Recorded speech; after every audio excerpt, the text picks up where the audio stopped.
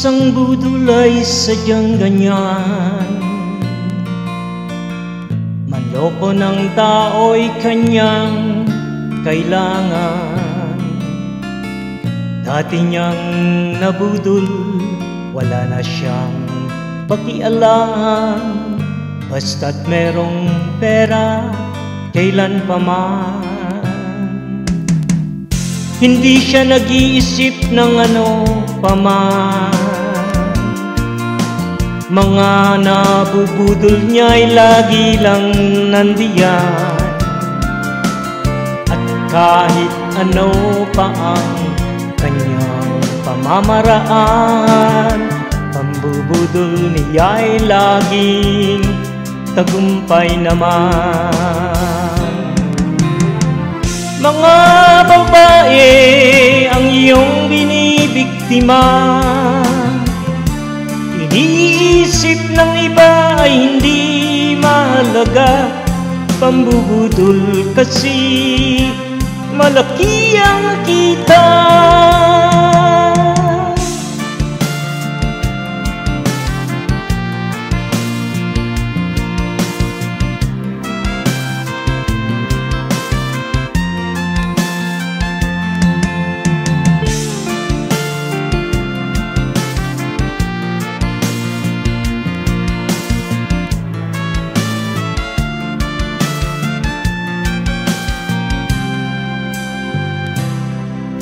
Isa sa nabudol niya'y anak-anakan niya, at yung isa na may anak ang turing sa kanya. Ang sumunod naman ay ang tatlong Maria.